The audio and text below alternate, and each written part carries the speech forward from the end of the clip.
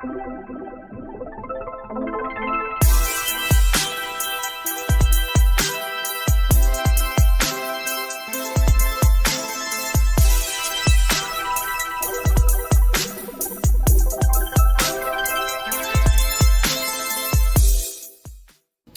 back to the Grand Championship of the Gridiron Throne Recap Show. It's Week 8, and we've got a lot to catch up on since we missed last week.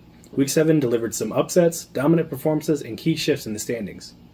Let's dive into the scoreboard, updated standings, and matchups for Week 8. Now that we're past the halfway point of the fantasy season, each of these matchups are more important than ever. Let's recap Week 7. Rebranding in progress versus Huge Tots. A strong win for JB as the Tots struggle to keep pace. Both teams walk away from this one disappointed in the performance of some key players.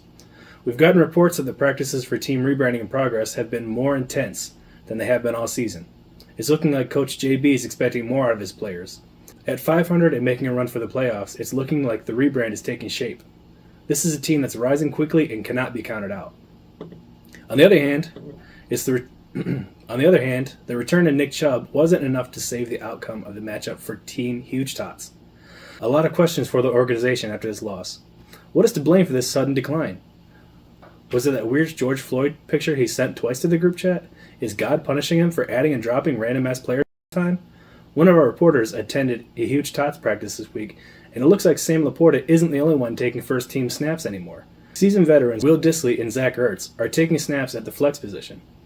One thing is certain, fans are looking for some have deemed the Cleveland Browns of the GCGT to get this team back on track. On to the Perk Angles versus the Really Good Football Team. Perk Angles put up a monster score, securing a divisive win over the Really Good Football Team. Brennan put up the highest score of the week in this matchup, and that's with Tank Dell putting up a 0 this week. Luckily for him, in the same game that CJ Stroud forgot how to pass, Joe Mixon was ready for action with 25 carries for 115 yards and 2 frickin' touchdowns. The 2024 season has been all about the veteran running backs, and the Perk Angles have 2 of the best. It's no wonder Perk Angles has the highest scoring team in the league by a whole 72 points. But let's not forget about Really Good Football Team. It was the number 3 team this week and still handled the median well. He retains first place in the Gridiron Guardians division. I had the opportunity to go one-on-one with him in the interview this week. Here's what he had to say. Despite the loss to Perk Angles, your team still put up solid numbers. Do you view this as a tough loss to a strong opponent? Or are there aspects of your team's performance that concern you moving forward? Viewed a little bit of both. The Perk Angles are a strong team for sure. I recall them putting up 160 multiple times, but I also see my team not giving 110%, like I expect them to. Some people underperform, then overperform, making it hard to go big mode, really. Given the Perk Angles' dominant score, does this loss shake your confidence at all, or do you see it as a necessary wake-up call for your team?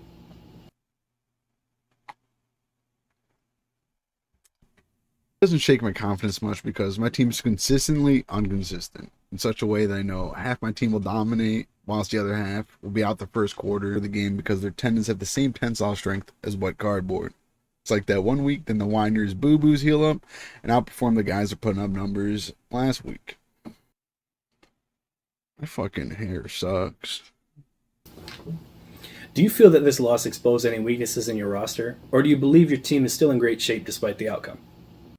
The only real weakness my team has is that they have the injury endurance of a soccer player, falling to get free shots on the goal, but I don't think they know what sport they're in. Overall, I think the big number teams can't keep putting up numbers like that forever. And I can say that I'm most likely to keep getting a solid 120 to 140 numbers every week. I say it's playoff materials for sure. And hey, if it doesn't work out this season, I still got 3 of Farmington Frode's picks for next year. Oh, and if Lamar Jackson starts negative again, I'm going to do what the CIA couldn't do to O.J. Simpson and framing that boy for murder.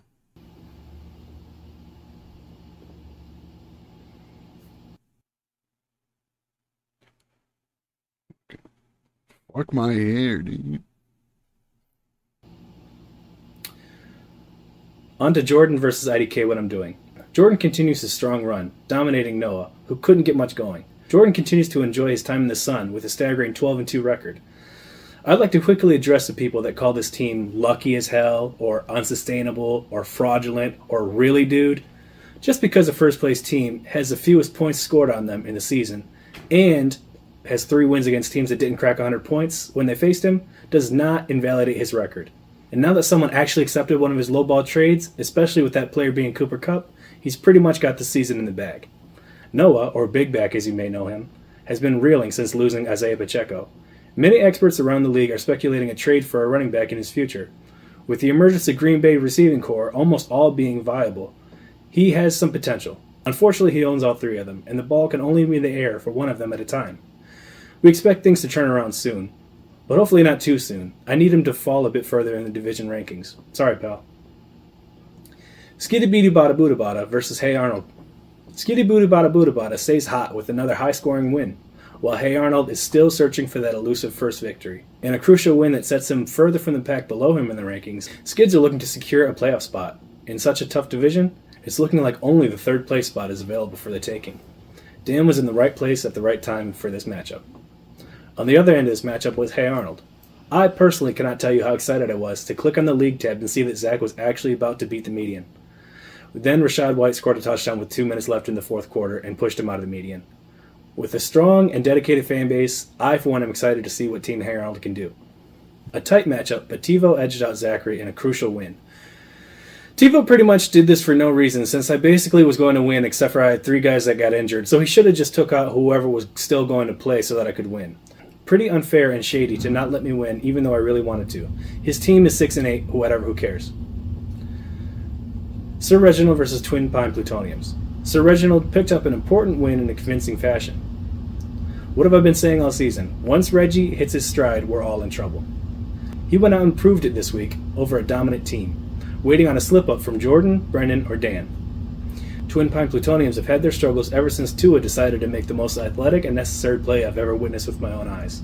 With rumors that Tua may be coming back as soon as this week, let Tyreek get a competent QB again and see if he keeps putting up 2.5-point performances. Some of you have gotten too comfortable around this team. He's looking to make a strong comeback.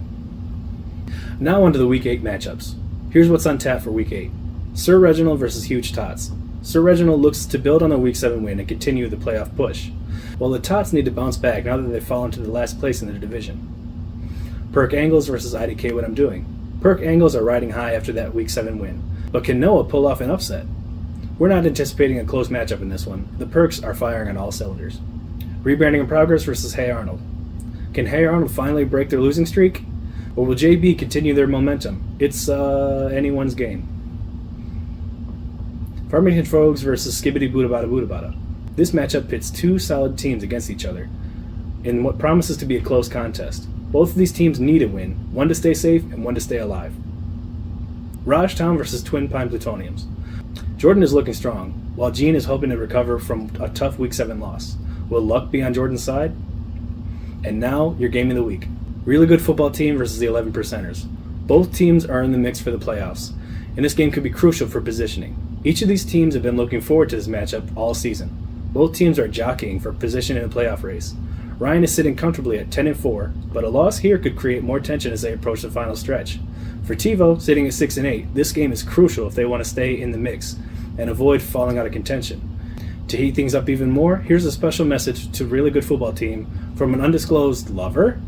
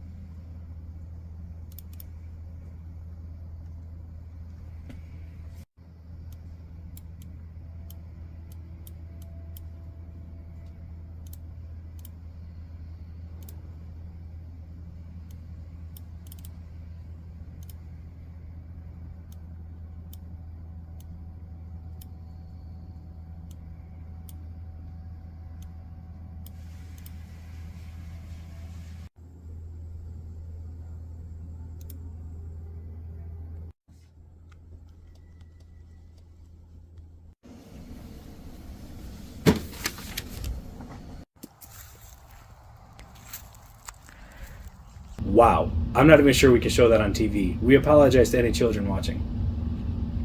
And that's a wrap for this week's recap and preview. Week 8 is shaping up to be a critical one, with many teams competing for playoff spots. Be sure to check in next week as we continue to break down the action and highlight the standout performances. Good luck to everyone in Week 8.